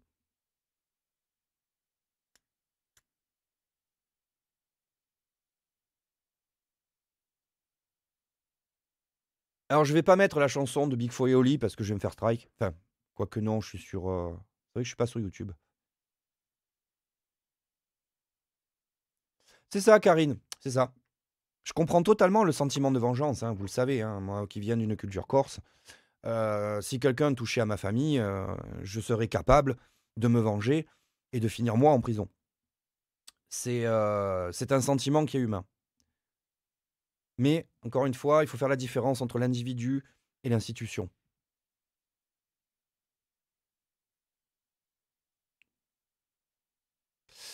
Bon, je profite qu'on est à 11h15. Je vais vous donner quelques news. Quelques news du coup de la chronique. Oui, c'est ça, Karine. C'est ça, on est en phase là-dessus, effectivement. Alors, quelques news de la chronique. Je suis en plein dans la créa lumière. J'ai pas mal avancé. Il me reste quelques morceaux à finir au niveau de la création lumière. Toutes les parties audio sont terminées. J'ai commencé à répéter. Si tout se passe bien, il est possible, je m'engage pas tout de suite, mais il est possible que je puisse faire un filage public, du coup, la semaine prochaine. Je vous tiendrai au courant là-dessus, sachant que je bosse dimanche. Mais d'ici là, puis à cet après-midi, il faut que je vais passer l'après-midi, je vais aller faire du repérage pour la prestation de dimanche, justement. Parce que je dois sonoriser un site historique. C'est le domaine royal de Randan qui se situe entre Clermont et Vichy. Donc c'est un grand château. On est en extérieur et je vais aller faire du repérage cet après-midi. Donc globalement, il me reste 2 jours. Dimanche, je ne pourrai pas m'y mettre. Je vous avoue que je ne suis pas sûr d'être prêt pour le début de semaine prochaine à le jouer. J'aurais peut-être fini les créas, mais je ne l'aurais pas assez répété pour arriver à faire un filage qui tient la route, quoi. Je vais quand même m'éviter de vous faire un filage avec des erreurs dans chaque morceau. Donc il faut quand même que je le répète. Peut-être que je le ferai plutôt en fin de semaine prochaine. Entre nous, je me demandais si je ferais pas ce filage sur Discord. En vrai. Simplement pour les habitués. Pour tous ceux qui... Parce que je sais que tous ceux qui ont contribué et vous tous qui me soutenez là, qui êtes là ce matin, et d'autres qui sont absents, mais pour la très grosse majorité, vous êtes aussi sur Discord. Je me disais peut-être faire le filage public sur Discord, simplement, sur le serveur Discord, et pas le diffuser pour l'instant sur Kick et Twitch. Ça pourrait être pas mal.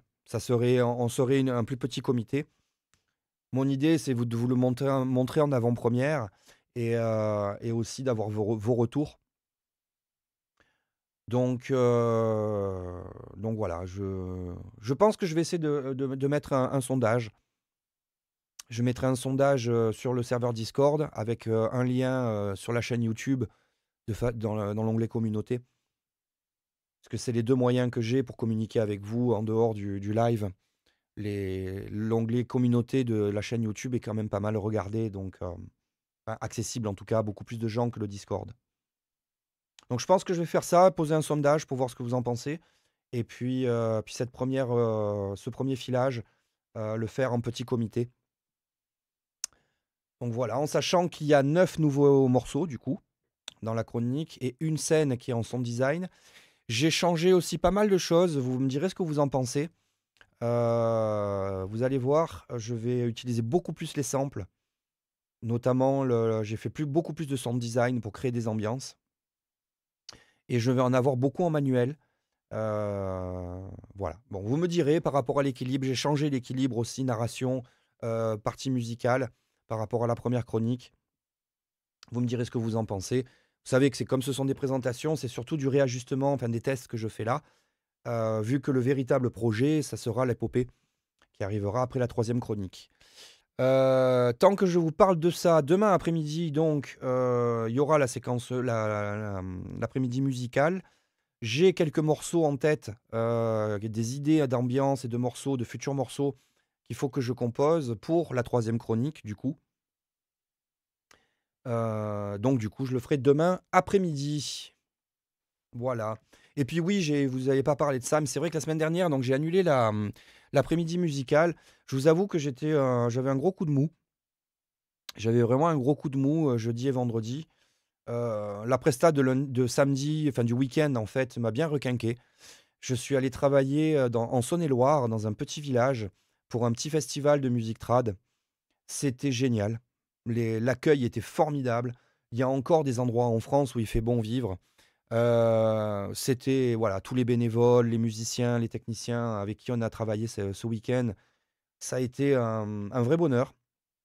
Ça m'a requinqué de rencontrer des gens aussi humains, aussi chaleureux. C'était super.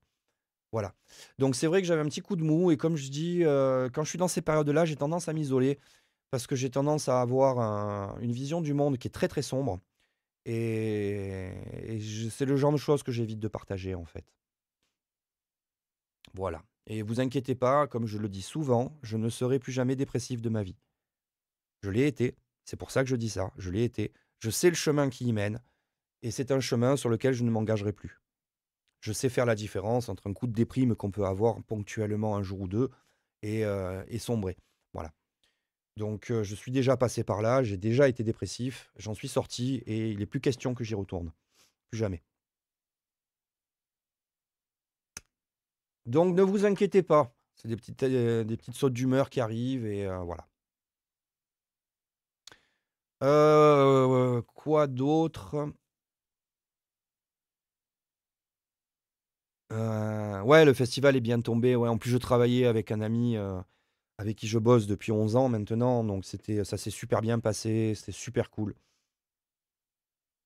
Je kiffe vraiment mon boulot. J'aime beaucoup, la régie en concert.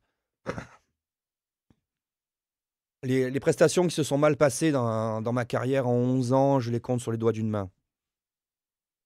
Et encore, peut-être 2 ou 3 sur, plus de 600. Donc c'est toujours un vrai bonheur. J'ai découvert voilà, du coup, sur ce sujet-là, j'ai plus rien à dire. J'ai découvert récemment une chaîne YouTube que j'ai trouvée intéressante. Je vais vous montrer ça. Ça s'appelle Tribals. Alors ouais, sur les phalanges d'un doigt même, effectivement. Tribals, ce sont des vidéos React. Ce sont des vidéos React, de Pakistanais. Et ce sont des gens qui viennent des tribus pakistanaises et à qui, donc le présentateur, celui qui gère la chaîne, a priori, c'est un ingénieur et il leur montre, de la musique, il leur montre des groupes, ou des vidéos et ils en discutent avec eux. Il en discute avec eux et ils filment leurs réactions. Alors les Américains font beaucoup ça, mais dans ce cadre-là, je trouve que c'est vraiment intéressant et notamment, le gars que vous voyez dans les vignettes là, avec sa barbe qui est un vieux. Alors je ne sais pas quel est le statut social des intervenants. Ils en parlent assez peu. Par contre, les réactions sont vraiment intéressantes et notamment ce vieux-là, je lui trouve un charisme de fou. Alors, ce qui est très intéressant, c'est que, ce sont des gens qui sont extrêmement pieux. On voit que le cœur de leur vie, c'est vraiment l'islam, c'est leur religion. Cependant, il y a une chose, de temps en temps, il y a des choses que je trouve vraiment, vraiment intéressantes dans leur approche. À un moment donné, sur une des vidéos, ils montraient, vous savez, le gars qui chantait, l'haïtien là, qui jouait du ukulélé, qui avait une super voix et qui était obèse, qui est mort d'ailleurs de son obésité, assez jeune d'ailleurs. Et à un moment donné, par exemple, le vieux qui dit: «C'est pas bien de se moquer de ce gars-là parce que, il est pas responsable de son apparence, c'est Dieu qui lui a imposé. Donc si on se moque de l'apparence des gens, en fait, on se moque de Dieu». C'est assez marrant de voir comment la philosophie, en fait, leur philosophie de vie, découle de cette approche de la religion et je trouve très intéressante aussi, certaines de ses positions à ce vieux.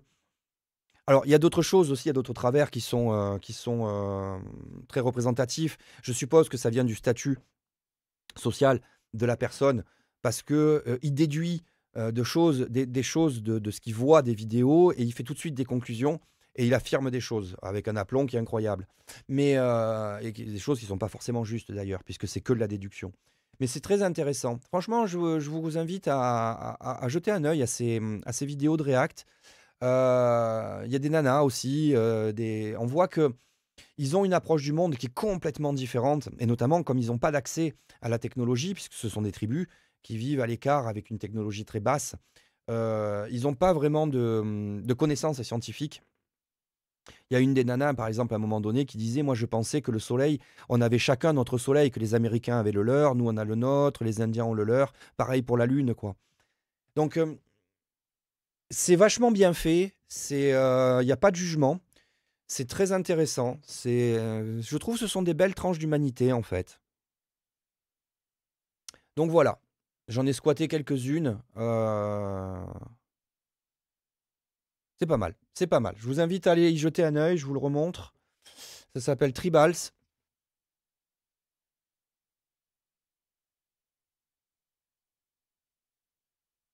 Ouais, chacun son as, c'est mignon, ouais. Bah, il y a toute une série de vidéos où il leur explique justement le système solaire, etc. Et voilà. Donc j'ai trouvé ça pas mal. C'est très très intéressant, je trouve.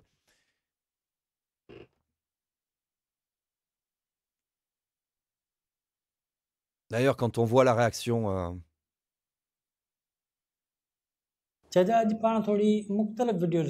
Ah oui. Alors, bien évidemment, c'est en VO sous-titré en anglais. J'ai essayé d'afficher les traductions YouTube automatiques. Il s'en sort pas, YouTube. Donc, il vaut mieux savoir lire l'anglais quand même. Tout est sous-titré.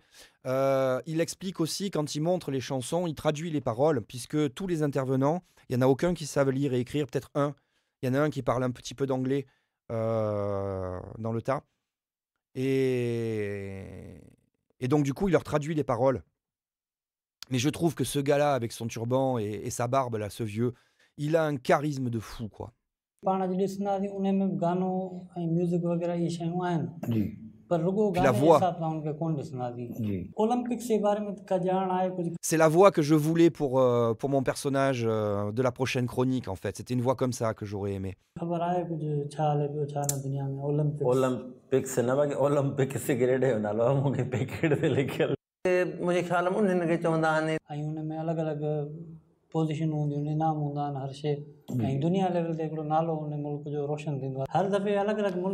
Bref, vous irez voir si ça vous intéresse. J'aime bien aussi leurs costumes traditionnels. C'est très intéressant. Voilà. Allez, j'arrête de tourner en boucle là-dessus. Je voulais garder du temps ce matin parce que Popeux nous a, sur Discord, nous a partagé un groupe. On va parler de musique maintenant. Elle nous a partagé un groupe qui sont des copains à elle. J'ai pas mal discuté avec elle justement à ce sujet-là. Je voudrais vous faire écouter parce que j'ai particulièrement aimé. Vraiment, c'est rare. Je dirais que j'accroche autant à un groupe. Ça s'appelle Dréo. C'est la chanteuse qui compose la musique. Avant de commencer, de par mon métier, j'arrive à évaluer rapidement la production, en fait, de ce qui est fait, au niveau du matériel notamment. Quand je regarde le setup qui est utilisé pour l'enregistrement de ce live, ils ont réussi à produire donc ce morceau-là. Je sais pas si je le mettrai en entier, il est un peu long, il dure un quart d'heure. Je le mettrai peut-être en entier à la fin, en tant que générique de fin. Par contre, honnêtement, vous allez voir le niveau de production avec le matos qu'ils ont, c'est du matos de base, vraiment. C'est du matos qui est pour du live presque de l'entrée de gamme, beaucoup de micros basiques. La prise est faite en direct, donc c'est une session live. Et je tire particulièrement mon chapeau à la fois aux musiciens, mais aussi aux techniciens qui ont enregistré et qui ont mixé, parce que le son est super bon. Ce sont des cadors, les mecs. Toute la prod est irréprochable. Voilà, je voulais faire ce petit commentaire-là. Ça s'appelle Dréo, ce sont des Martiniquais, si j'ai bien compris. Ils sont censés venir en France cet hiver. Je vous donnerai les dates. Je crois que Popeux m'avait envoyé le lien vers la roadmap. Du coup, je vous fais écouter ça. Et je me tais.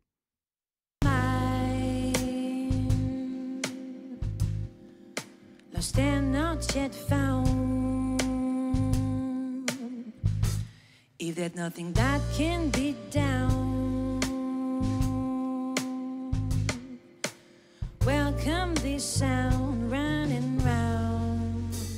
Come on, let it go now. Love comes when we don't expect it. This way it should be. Let yourself drive to the beat. Everything. Je fais juste une parenthèse.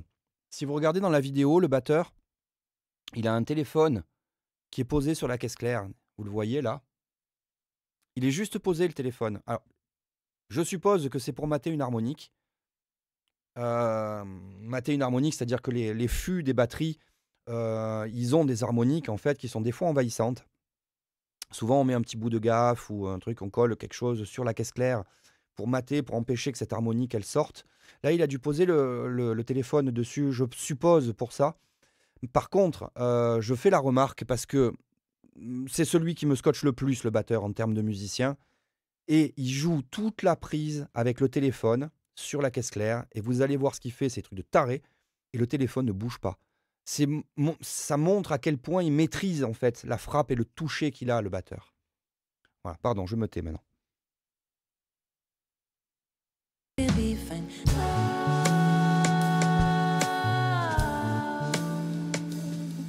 Everything will be fine, we'll be fine.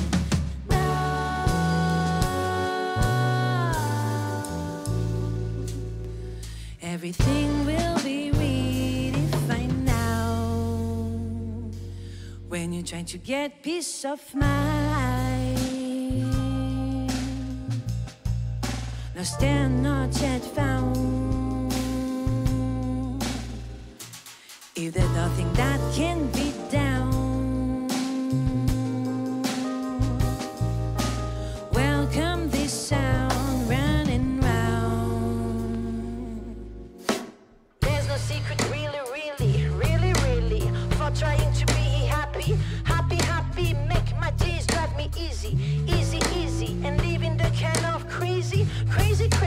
Some of us are pretty city. To think that it's about money. They should be ever clever. What matters is to love each other. However, there is a bit of hypocrisy. Well, it doesn't make you happy. When we have it a bit, maybe. They say that it's more funny. Let's your hands to be ready to have a good time, baby. When would it ever be better than to be happy all together? When you try to get peace of mind, no stand not yet found. If there's nothing that can be down, welcome this sound. Love comes when we don't expect it. This way should be. Let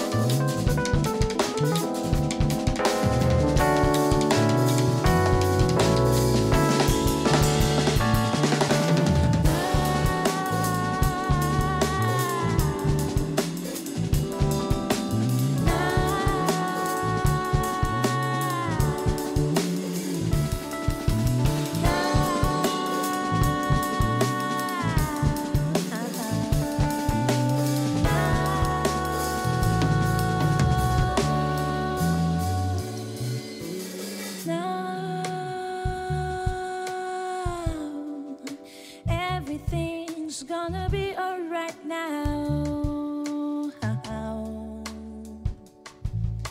Just take your time and all will be fine now. It's gonna be right now. Now, everything's gonna be right now. Don't worry about the things. Try to keep you fine now.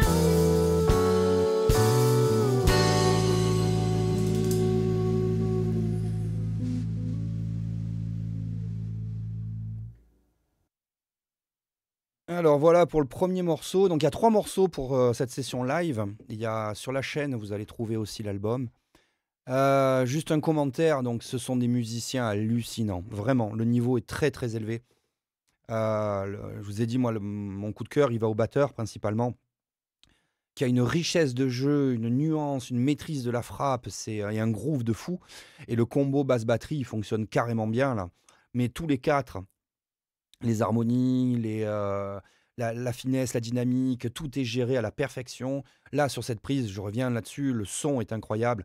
Avec les moyens qu'ils ont, c'est fou, quoi. Bonne journée à toi, Karine. Merci d'être venue ce matin. Ça va s'arrêter d'ici une dizaine de minutes, de toute façon. Donc, ouais. Franchement, je vous invite à aller découvrir l'album de ce groupe. Ça s'appelle Dreo Music. 155 abonnés. C'est pitoyable. C'est absolument pas... Enfin, je veux dire, ce niveau de musique, cette qualité c'est dommage. Je comprends pas. Je comprends pas qu'ils aient pas plus de visibilité, qu'ils aient pas plus de followers, quoi. Alors, je sais qu'ils tournent, pour en avoir discuté avec Popeux, qui m'expliquait qu'en gros, bon, sur l'île, ils tournent forcément, et puis ils viennent en métropole pour faire une dizaine de dates. Donc ça, c'est cool. Qu'ils tournent beaucoup en live. J'espère qu'ils arrivent, en tout cas, à en vivre sans problème. Parce que moi, je trouve ça affligeant que des musiciens de ce niveau-là, de cette qualité-là, ne soient pas plus connus, quoi.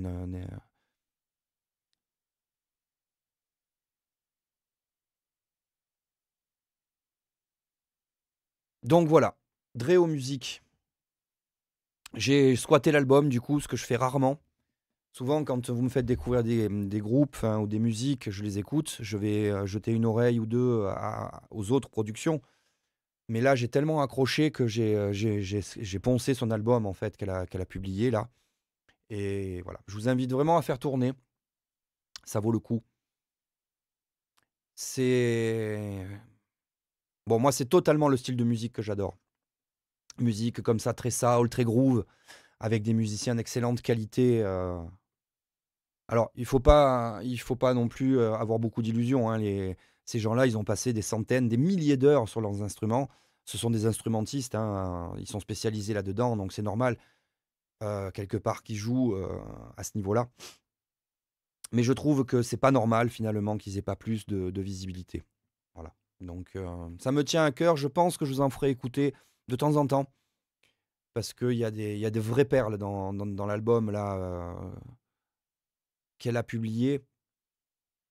Dans ses vidéos, je vous le montre. Donc voilà. Vous avez les jaquettes. C'est dommage qu'elle n'ait pas fait une playlist, en fait, de publication. Ce sont des vidéos, vous imaginez un peu, ces vidéos qui ont été publiées à 1 an.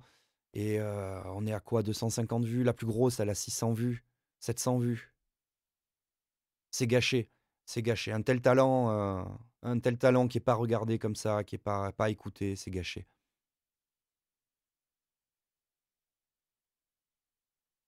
Voilà, c'était mon coup de cœur. Merci de m'avoir fait découvrir ce groupe.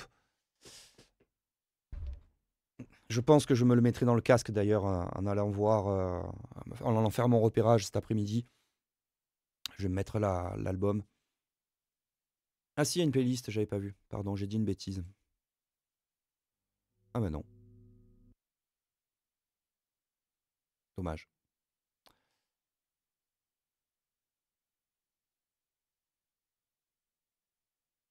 Bon, voilà, je présenterai d'autres groupes samedi.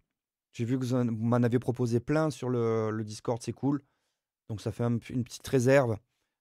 Du coup, je vous présenterai d'autres groupes samedi.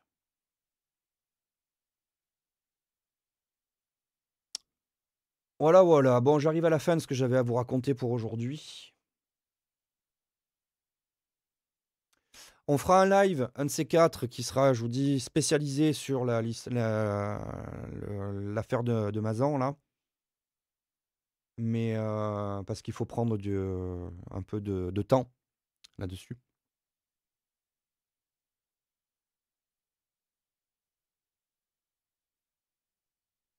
Qu'est-ce que j'ai d'autre à vous dire ce matin? Rien d'autre de particulier. Si vous avez des commentaires, des réactions, n'hésitez pas.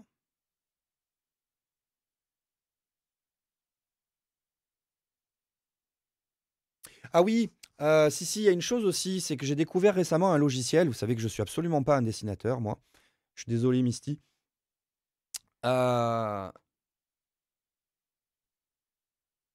Oui, oui, oui, le Zibou, bien sûr. J'ai découvert récemment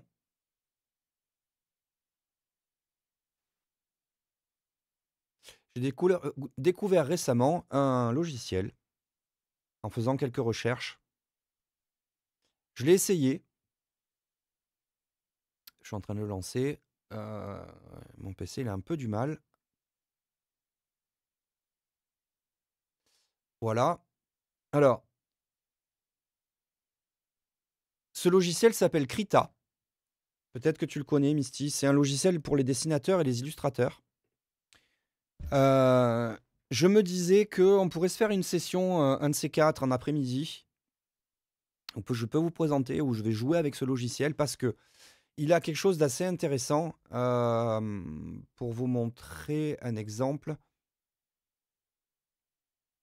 Il a quelque chose de très intéressant, c'est qu'il a une intelligence artificielle qui est intégrée au logiciel, qui calcule localement.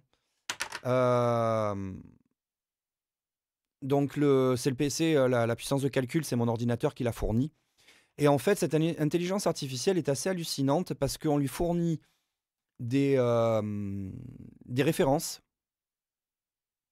Et au fur et à mesure qu'on dessine sur l'image, elle génère en même temps l'image terminée. Si je vous montre...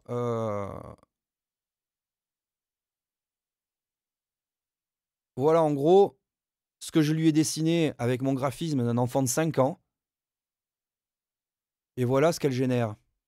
Ce genre de choses. Donc je l'ai juste testé comme ça pour avoir une idée.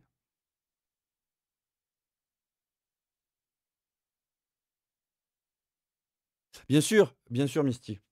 Bien sûr. C'est juste que moi, le problème, c'est que j'ai pas ton talent. Et surtout que je suis pas du tout au niveau du graphisme. Voilà, c'est un art que je pratique pas et avec lequel j'ai très peu de feeling. Effectivement, alors le Zibou, tu as tout à fait mis le doigt dessus. Ce qui m'intéresse avec ce logiciel, c'est de pouvoir, alors pas forcément de produire des choses que je vais pouvoir diffuser dans les chroniques, mais en tout cas de pouvoir poser mes idées, en fait, ce que j'ai en tête, de manière complètement assistée, en le guidant, puisque l'IA, là, pour le coup, on a un contrôle sur le processus créatif qui est beaucoup plus important que quand on utilise les intelligences artificielles en ligne. Et vraiment, on a un vrai contrôle sur le processus créatif. On peut le guider. Alors, encore une fois, là, pour l'instant, je commence à peine. Je ne maîtrise pas encore le logiciel. J'ai fait que quelques essais. Mais c'est assez bluffant. Et pour les chroniques, pour le monde, ça va me permettre de pouvoir poser mes idées, de pouvoir arriver à visualiser, à créer des images avec réellement ce que j'ai en tête, en fait. Voilà. Puisque moi, j'ai ni la maîtrise, ni le talent pour... j'ai pas mis passer le travail, en fait, là-dedans.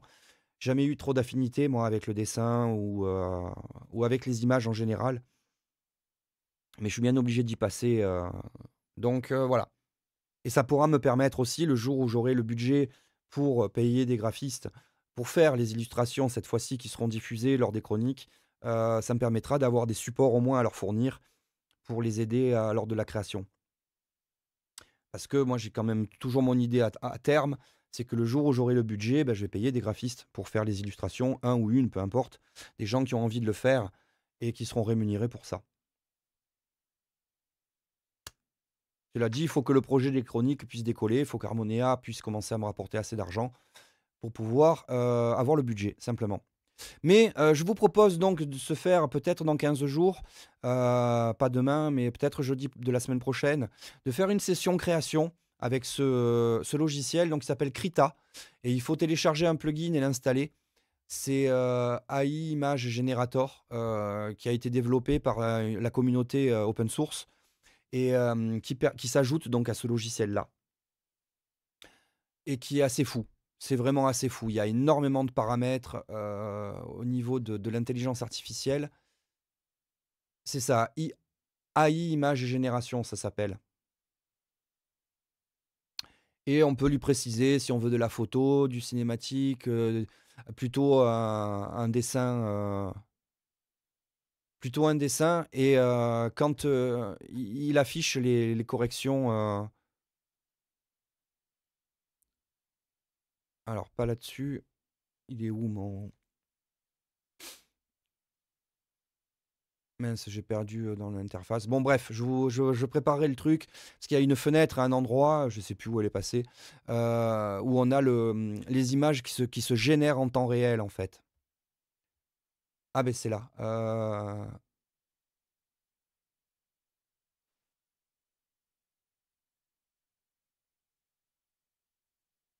Donc, vous voyez, même mon PC, il a du mal quand même. Hein.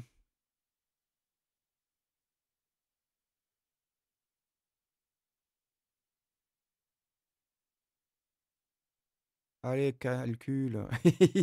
Bon, il est plus rapide quand il fait que ça, normalement, mais là, il y a tout. Il y a OBS Studio, il y a plein de trucs qui sont lancés. Donc il a du mal à dégager de la puissance de calcul. Je vais me trouver une config peut-être plus légère au niveau vidéo pour lui débloquer de la puissance de calcul. Donc voilà, l'inconvénient du coup d'avoir l'intelligence artificielle en local, c'est justement qu'elle est tributrice de la puissance de calcul du PC qu'on a, notamment de la carte graphique, puisque c'est le GPU de la carte graphique qui est surtout sollicité.